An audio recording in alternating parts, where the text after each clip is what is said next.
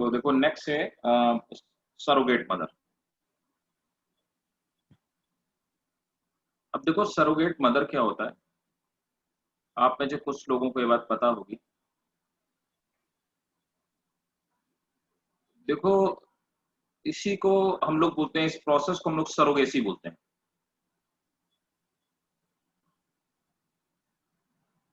Surrogacy, surrogacy का India में कोई ऐसा लॉ नहीं अभी तक बना हुआ है, और ये काफी विवादित चीज है। It's very disputed kind of thing in our country. The reason behind it कि अभी भी सरोगेसी में जो रूल्स हैं, रेगुलेशंस हैं, उनको जो चार्टर अकाउंटेंट एक्ट है उसी के तहत उसको अभी तक डील किया जाता है। इसके लिए सेपरेटली कोई रूल नहीं बना। सरोगेसी क्या होती है कि सरोगेसी में there are certain mothers who don't want to carry a baby, they are models, they are actress, and they are number of the people who cannot even। कुछ लोगों के साथ ये भी प्रॉब्लम होती है कि जो सरोगेट मदर्स होती हैं, they cannot they cannot like have a baby, means उनका जो यूट्रस होता है वो किसी भी, ये जो यूट्रस वाला पार्ट होता है, ये किसी भी एम्ब्रियो को बियर करने की कैपेबिलिटी नहीं रखता है। मीन्स उसको यहाँ पे इम्प्लांट करके बाकी उसको डेवलप करने की कैपेबिलिटी नहीं होती। तो वो क्या करते हैं कि वो किसी दूसरे मदर का जो वॉम्ब होता है उसको ले लेते हैं। मीन्स ऐसी फीमेल जिस फीमेल का खुद का बेबी नहीं है, तो अब क्या हुआ कि पर्टिकुलर एक मेल है, वो कोई भी हो सकता है, और एक फीमेल है। यहाँ पर फीमेल खुद में अपने वोम में बेबी को कैरी नहीं करना चाहती। तो एक तरीका होता है कि टेस्ट ट्यूब बेबी पहले बनाते हैं। सबसे पहले तो मेल से स्पर्म लेते हैं और फीमेल का ओवम लेते हैं, दोनों को फ्यूज कराते हैं।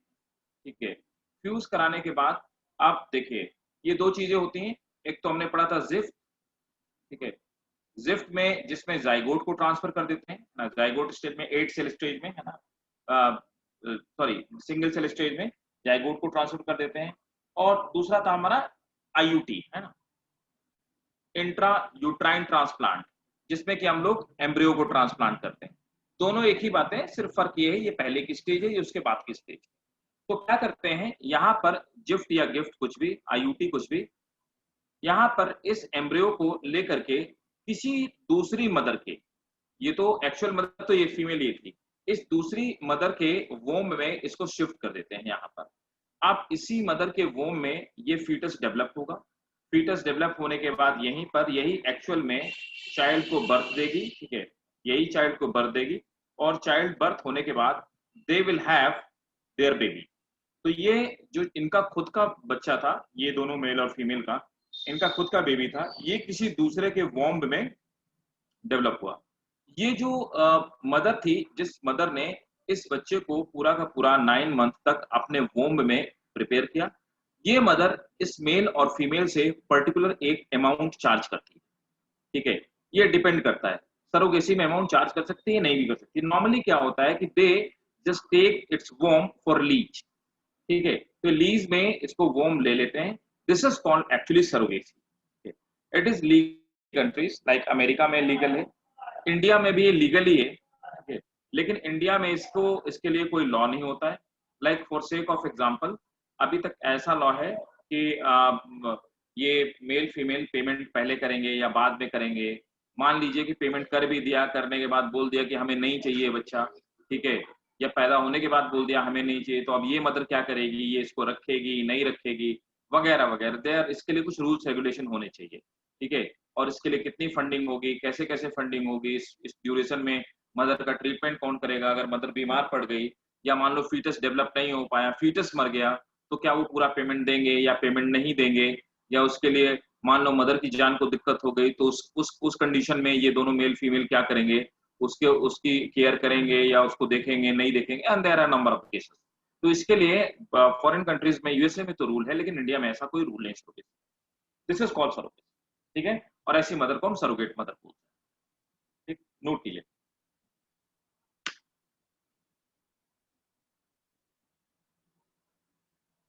A developing embryo, a developing embryo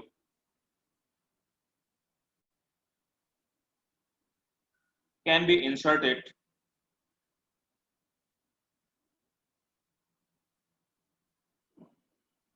into uterus of another female,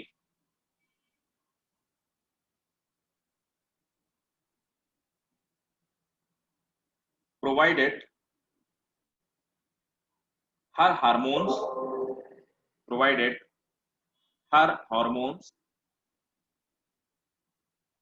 are provided her hormones are in proper phase of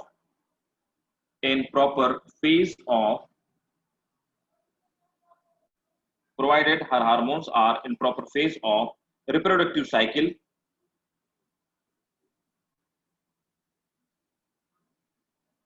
for implantation for implantation for implantation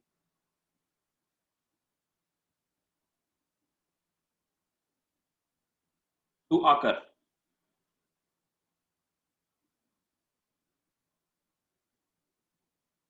Next point, a woman who takes place of a woman who takes place of a woman who takes place of the real mother or nurse the embryo, real mother or nurse the embryo is called surrogate mother.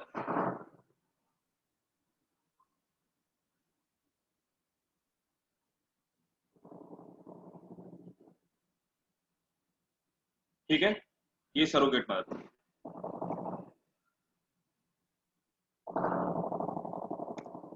इसमें एक point और लिखेंगे,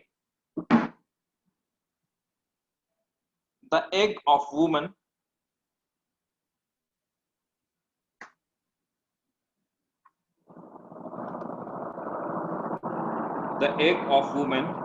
may be got fertilized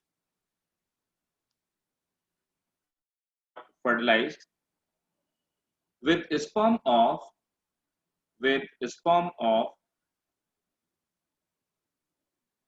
anonymous.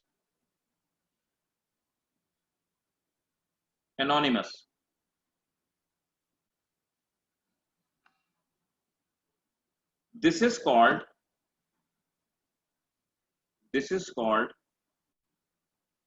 artificial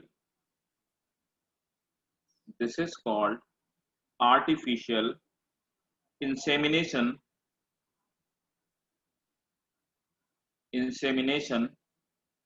donor. ठीक है,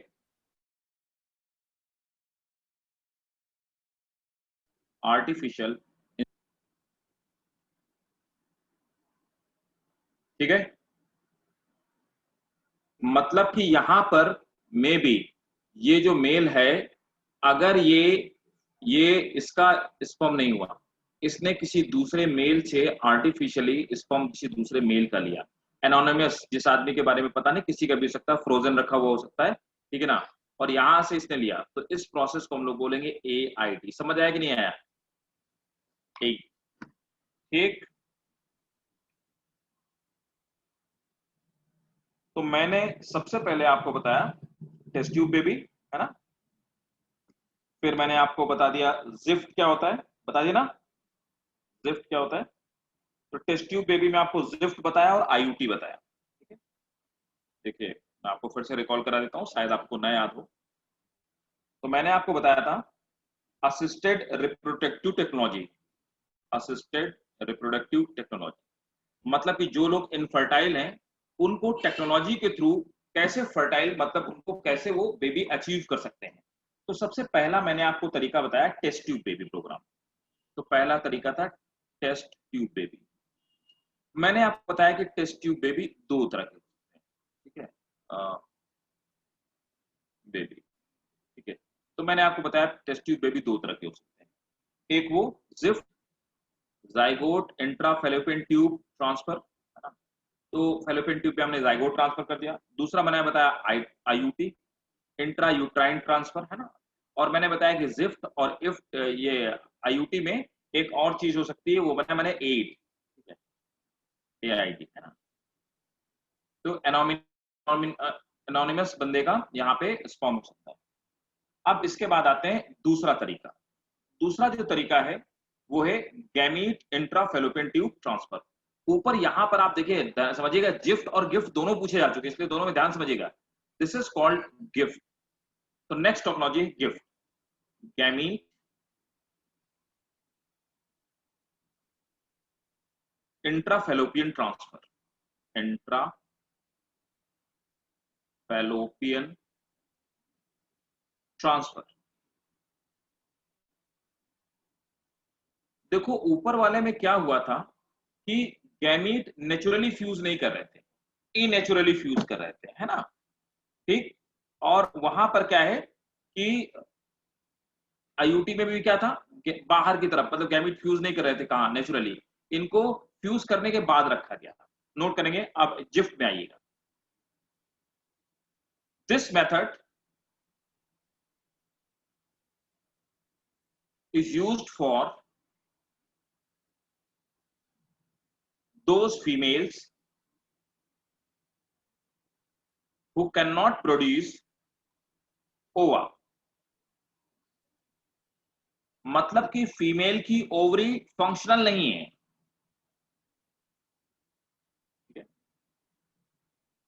this method is used for those female who cannot produce ova but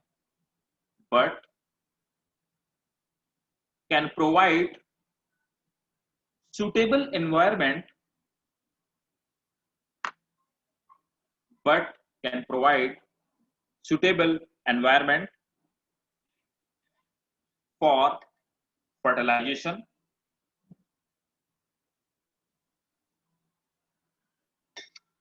and and further development and further development of embryo in oviduct, further development of embryo in oviduct.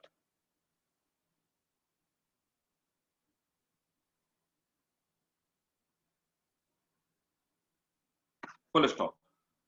Next point. In these cases,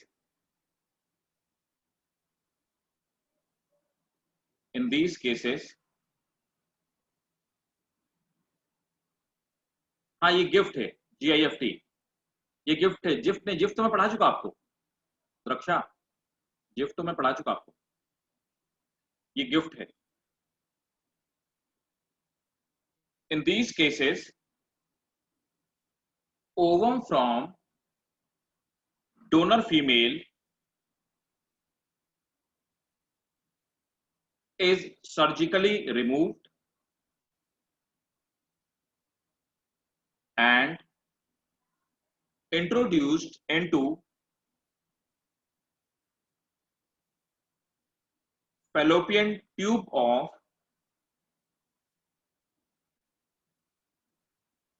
infertile female.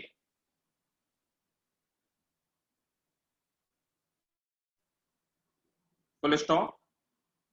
Such women receive sperm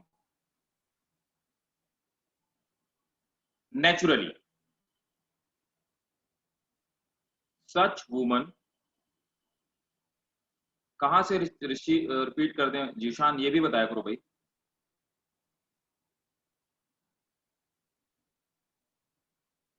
donor, ठीक है।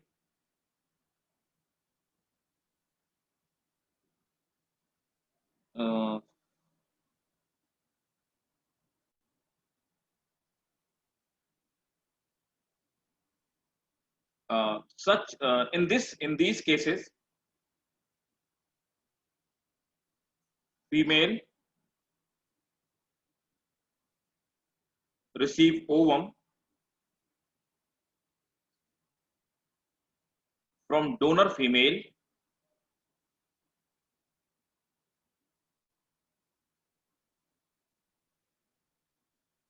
which is introduced into fallopian tube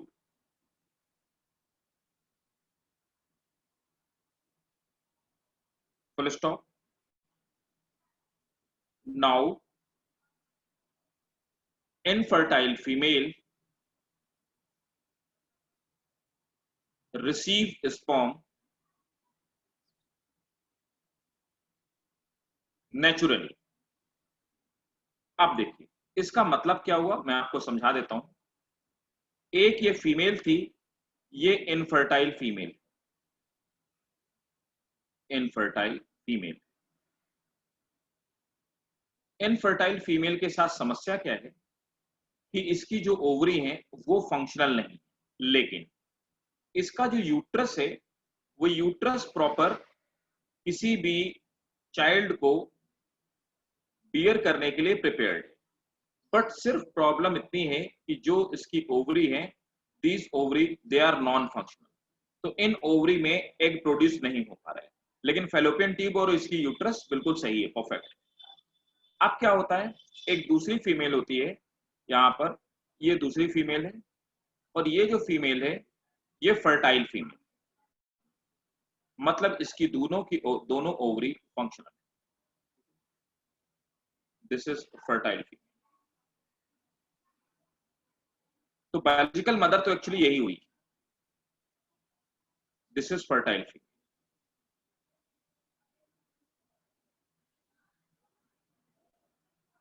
fertile female it have capability of producing egg. अब क्या हुआ, ये fertile female से ये इसकी ovary हो गई और इस ओवरी से एग को निकाल लिया, एग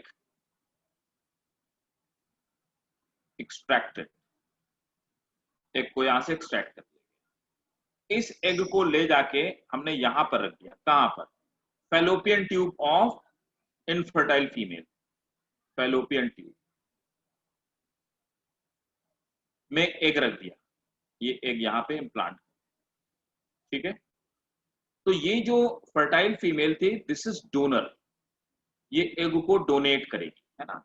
अब इसको फेलोपियन ट्यूब में रख दिया गया। फेलोपियन ट्यूब में रखने के बाद नाउ व्हाट विल हैपन, ये जो फीमेल है ये स्पर्म को नेचुरली रिसीव करेगी।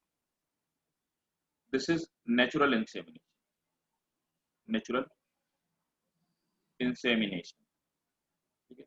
नेचुरल इंसेमिनेशन होगा और फिर इसके बाद जाइगोट जो बनेगा वो यहीं पे इम्प्लांट हो जाएगा और इसी इनफर्टाइल फीमेल के वॉर्म के अंदर जो जाइगोट होगा वो डेवलप होगा और डेवलप होकर के बेबी प्रोड्यूस होगा, ठीक है। तो देखो गिफ्ट में क्या है, GIFT is a natural process, यहां पर फर्टिलाइजेशन नेचुरल होता है, natural fertilisation. Characteristic of first female का, हाँ बिल्कुल वही मैंने बोला ऐसा। अगर देखो ये जो फर्टाइल फीमेल है ना, बायोलॉजिकल मदर यही होगी, बायोलॉजिकल फादर तो इसका हस्बैंड होगा, लेकिन बायोलॉजिकल मदर यही होगी, क्योंकि अगर जेनेटिकली टेस्ट किया जाए, अगर डीएनए फिंगरप्रिंटिंग के थ्रू टेस्ट किया जाए तो मदर तो यही निकलेगी। तो ये बायोलॉजिकल मदर है, ये इसकी आर्टिफिशियल मदर है, ये इसकी ओरिजिनल मदर नहीं है, ठीक है। तो यहाँ पर देखो मदर ये आर्टिफिशियल है, ये बायोलॉजिकल मदर नहीं है, एक्चुअल बायोलॉजिकल पेरेंट नहीं है, यहाँ पे सिर्फ बायोलॉजिकल फादर ये है। एक्चुअल फादर इसका हस्बैंड एक्चुअल फादर होगा, लेकिन खुद में एक्चुअल मदर नहीं होगी, ठीक है। लेकिन यहाँ पे फर्टिलाइजेशन नेचुरल होगा, ठीक। और यहाँ पर क्या है, एक्चुअल फीमेल और मेल जो होंगे दोनों बायोलॉजिकल मदर वही होंगे, ठीक है, बायोलॉजिकल पेरेंट वही होंगे, लेकिन यहाँ पर क्या है, फर्टिलाइजेशन बाहर हो रहा है गिफ्ट में, और गिफ्ट में फर्टिलाइजेशन बॉडी के अंदर हो रहा है। ये चीज बहुत माइन्यूटली हमको समझनी पड़ेगी, क्योंकि जब ये नीट पे पूछ ली जाती है तो आप कंफ्यूज हो जाते हैं, ठीक है। ड्रॉ कर लिया, डायग्राम बना लिया। ओरिजिनल मदर डोनर है, हाँ ऑब्वियसली ओरिजिनल मदर डोनर है। सरोगेसी यही है, सरोगेसी इसके पहले वाली थी, ऐसा जो बताया था। सरोगेसी में ये सरोगेसी नहीं है। सरोगेसी में क्या होगा, जो मदर जो मतलब जिसने बेबी को अपने वोम में 9 मंथ तक उसको रखा, वो उसने बच्चे को अडॉप्ट नहीं किया। सरोगेसी का सिंपल सा मतलब किसी का वोम किराए में ले लेना, दैट इज सरोगेसी। सरोगेसी में तो देखो, सरोगेसी में क्या था, सरोगेसी में ये जो यूट्रस था ये बेबी कैरी करने के लिए प्रिपेयर्ड नहीं था, ये प्रिपेयर्ड लायक ही नहीं था, ठीक है, या लायक था तो ये करना नहीं चाह रही। सरोगेसी में किसी बेबी को आर्टिफिशियली जाइगोट या एम्ब्रियो बनाया और किसी दूसरी मदर की बॉडी में रख दिया, होम में रख दिया। क्लियर है आशा, सरोगेसी, या कोई कंफ्यूजन है भी?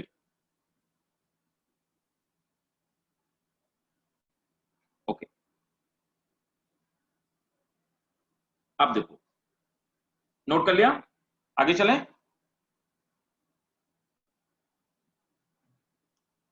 Next, third process. तो सेकंड मैंने आपको जिफ्ट बता दिया, फर्स्ट टेस्ट ट्यूब पे भी, सेकंड जिफ्ट, थर्ड में आ जाते हैं। Third one is ICSI, ICSI. अब ये क्या है? Intracytoplasmic, intracytoplasmic sperm ejection.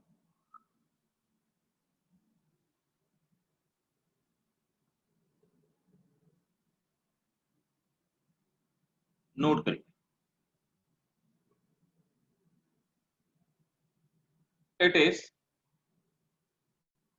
a specialized technique, it is a specialized technique to form an embryo in lab,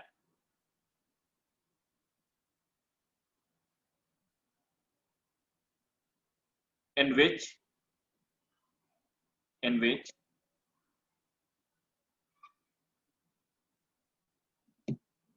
uh, sperm is directly injected into ovum, placed in, injected into ovum, placed in, placed in nutrient broth, placed in nutrient broth,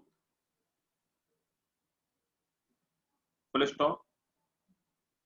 The zygote or the zygote or the zygote or early embryo later transferred by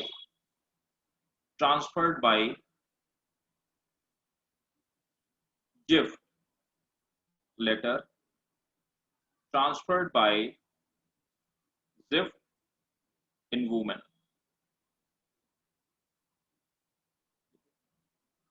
तो ये nutrient medium है, ये broth था, this is broth part.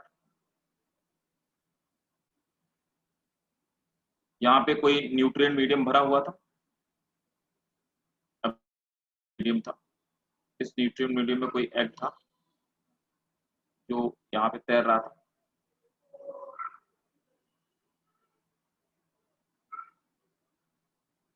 ठीक है। अब इसमें ये एग था,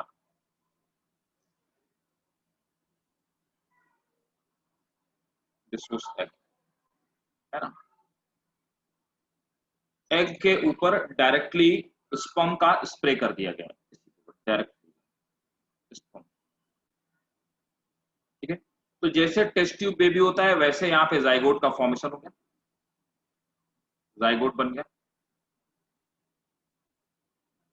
जाइगोट को फर्दर टेस्ट ट्यूब बेबी की तरह जिफ्ट जिफ्ट कर दिया गया।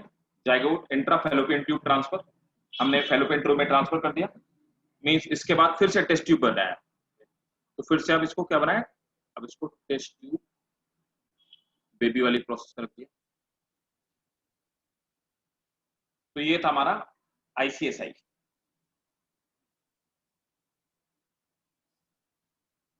कम to the fourth process, that is artificial insemination technique,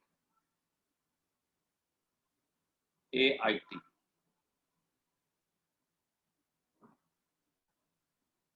artificial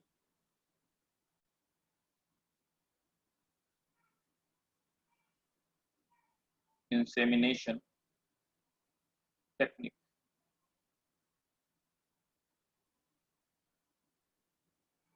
artificial insemination technique तो नोट करेंगे. In this case, used for those female. अब जिफ्ट में फीमेल इनफर्टाइल थी और यहां male infertile. Use in those female where husband is either unable to inseminate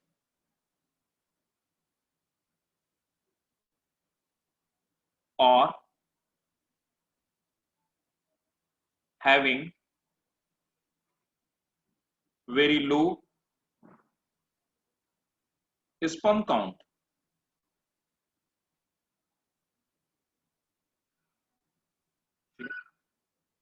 Full stop. Next point. In this case, semen of मतलब sperm, semen of husband का भी हो सकता है और donor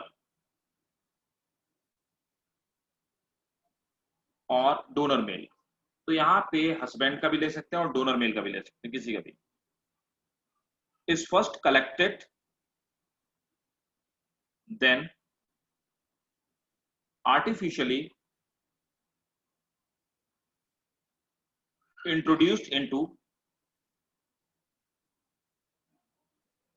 vagina or uterus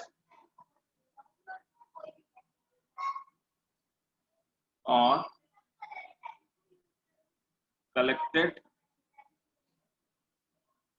and artificially introduced either into vagina or uterus of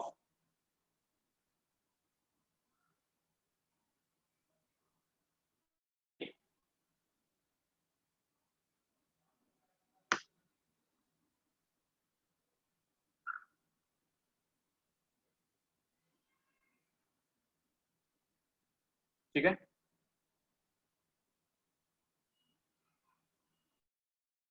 So this was all about the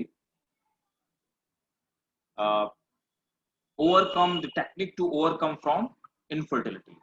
तो ये वो सब टेक्निक थी जो हम लोग टेक्निक्स यूज करते हैं जो इनफर्टाइल कपल्स के लिए. यहाँ तक किसी को कोई किसी कॉन्सेप्ट में कोई डाउट हो तो बताइएगा.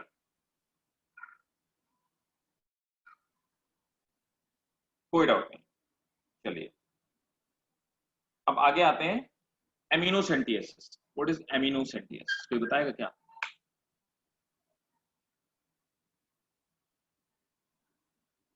एमनियोसेंटियसिस.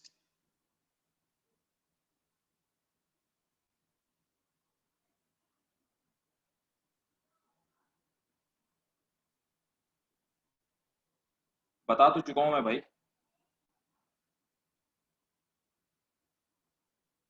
आप लोग इसका मतलब ध्यान नहीं देते जब मैं पढ़ाता हूँ.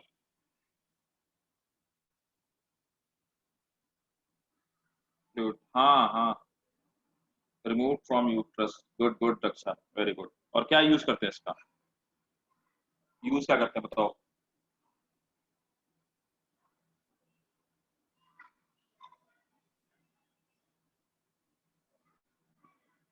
एमनियोटिक फ्लूइड होता है. Very good Ayesha. Sex determination में इसको यूज करते हैं. राइट, बिल्कुल सही बताया. सेक्स डिटर्मिनेशन के लिए इस फ्लूइड का यूज करते हैं.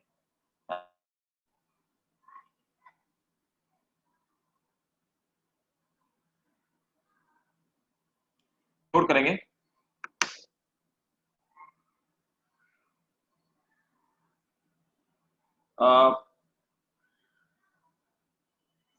from amniotic sac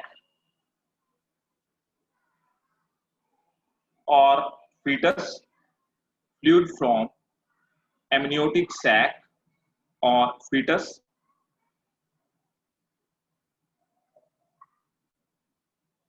is used to determine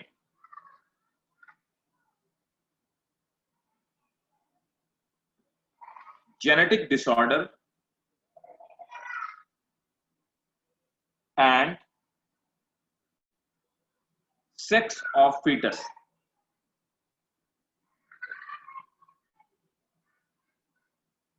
This technique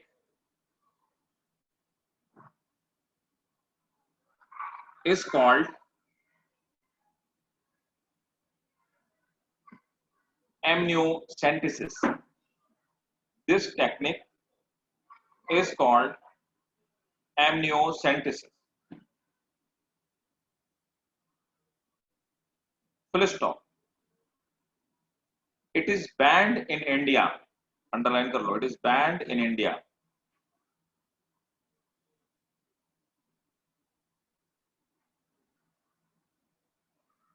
Next point. ये तो definition थी इसकी.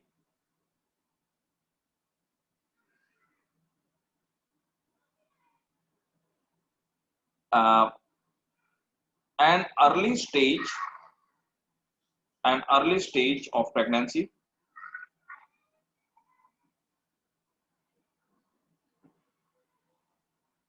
that is 14th or 15th week, that is 14th or 15th week.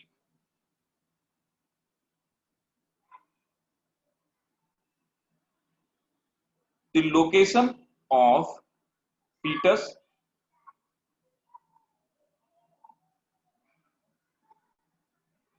and placenta is determined by sonography.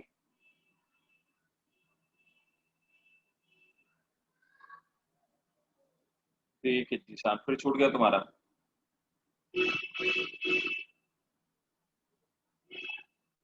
कहां से छूट गया बताओ पूरा.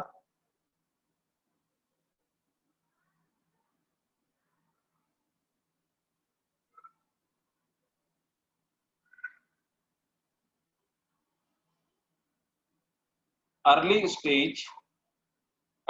stage of pregnancy, that is 14th to 15th week. underline करेंगे. Location of 14th to 15th week, location of fetus and placenta is determined by sonography.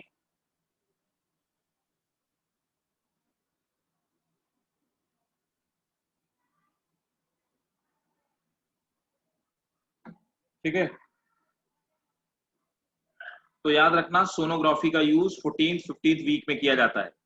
That was the motto. ये लिखवाने के पीछे, बताने के पीछे मोटो ये था. और एक चीज और नोट कर लो.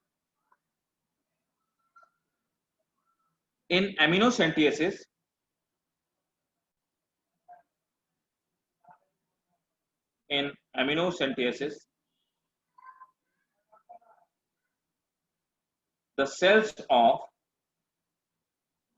the cells of fluid examined for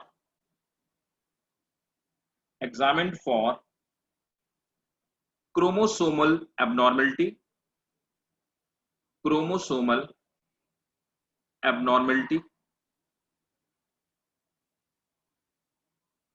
like Down syndrome. ये इंपॉर्टेंट है. Down syndrome,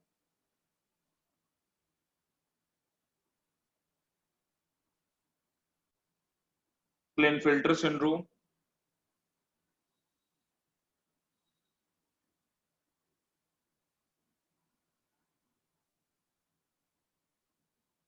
Down syndrome, Klinefelter syndrome, Turner syndrome,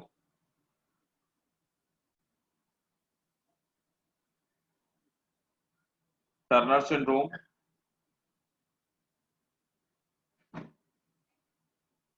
ठीक है, can be detected, can be detected.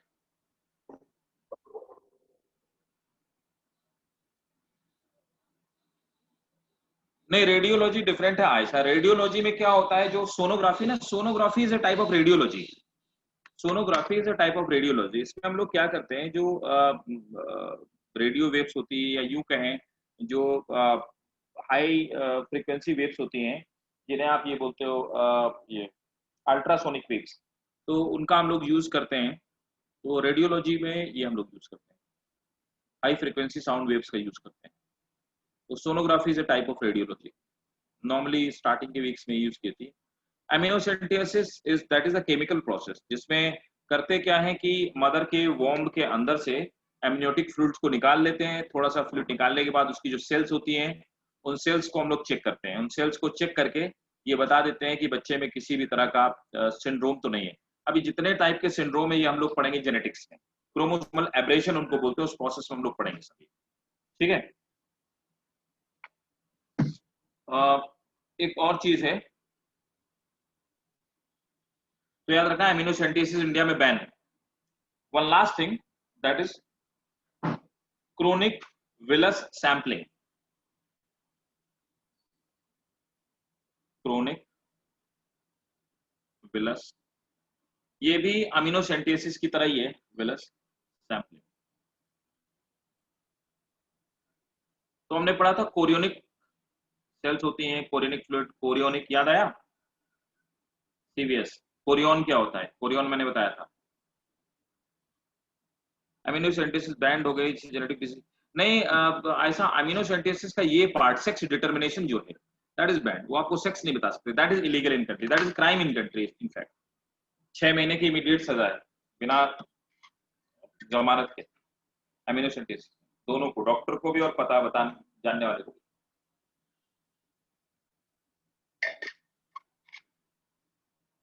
बाकी तो बाकी सब कुछ अलाउड है, उससे तो हम पता करते हैं, कोई डिजीज डिसऑर्डर सब बता देते हैं डॉक्टर।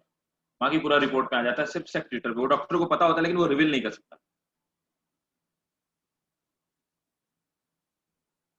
नोट करेंगे।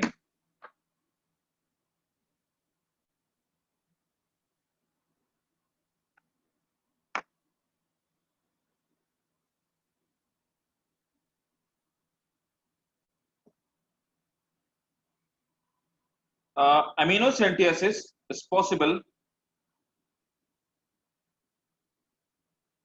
after 16th, अंडरलाइन करेंगे, 16th वीक ओनली। इसके पहले क्या यूज करते हैं, रेडियोलॉजी, सोनोग्राफी, है ना। 14th to 15th वीक पे मैंने आपको लिखवाया अभी, 15th week, 14th week sonography, sorry 14th week, और इसके बाद 16th वीक से हम लोग यूज करते हैं क्या, amniocentesis. So amniocentesis is possible after the 16th week of pregnancy. और मान लो 16th वीक में प्रेगनेंसी में एमिनोसेंटेसिस की, और पता चल गया कि बच्चे को डाउन सिंड्रोम है, क्लिनफिल्टर सिंड्रोम है, टर्नर सिंड्रोम है, परमानेंट डिसेबल है, तो अबॉर्ट कर सकते हैं। लेकिन इस स्टेज में 16th वीक में अबॉर्ट करना, that is very harmful, that is very detrimental for mother, ठीक है ना। मदर की जान को खतरा भी हो सकता है, that may be fatal as well. तो अब कैसे करेंगे, अब इसके पहले तो पता चलेगा नहीं ये सब चीजें, तो इसके पहले कैसे पता चलेगा, सोनोग्राफी की इतनी कैपेबिलिटी नहीं कि वो बता पाए कि इसको किसी भी तरह का डिसऑर्डर है या नहीं। तो इसके लिए हम लोग क्या करते हैं, सीवीएस करते हैं, है ना, इसीलिए सीवीएस हम लोग करते हैं। तो नोट करेंगे, at this time abortion is not safe.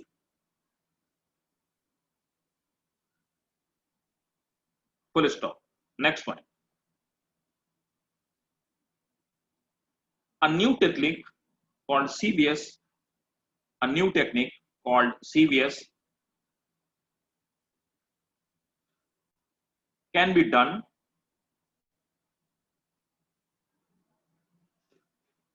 during the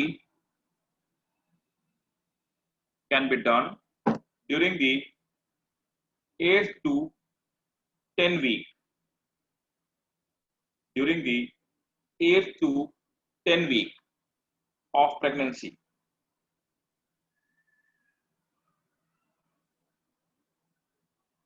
At this stage, abortion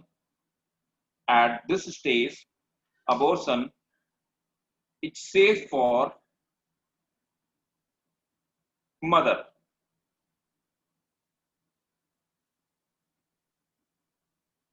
Full stop. Next point. For CVS,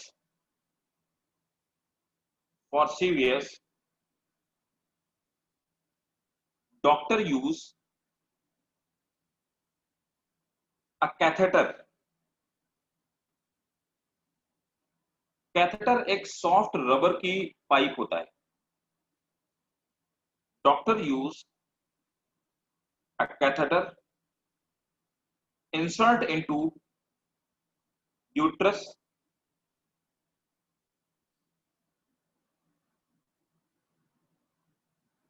through cervix,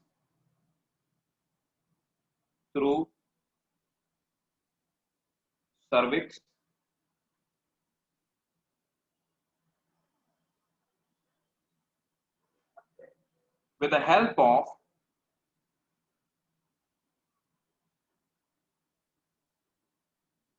into के बाद भाई साहब into uterus through cervix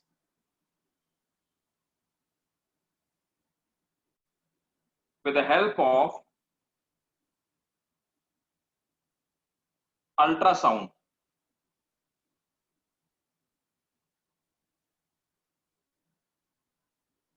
And a small sample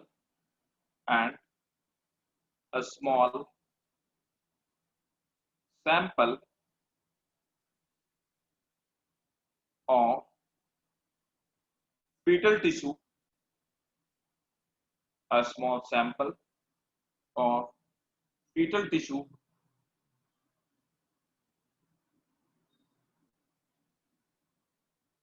of from chorionic villi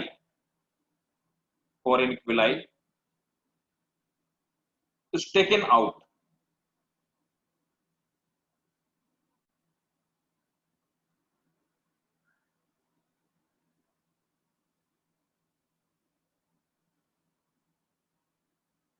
Which help us to examine genetic disorder.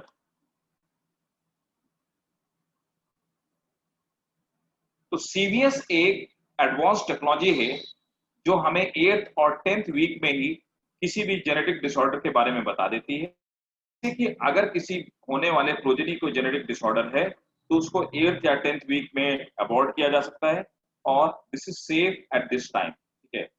उसके बाद 15 to 14th week तक sonography, मतलब starting से लेके आखिरी तक सोनोग्राफी यूज किया जाता है, लेकिन सोनोग्राफी से जेनेटिक डिसऑर्डर नहीं बताया जा सकता.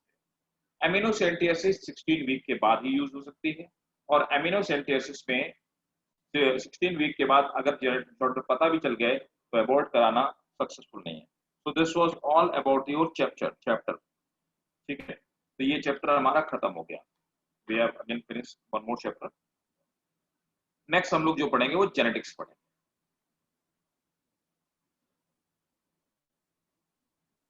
नहीं कंपल्सरी नहीं है ऐसा, लेकिन नॉर्मली लोग करवाते ही हैं. ठीक है.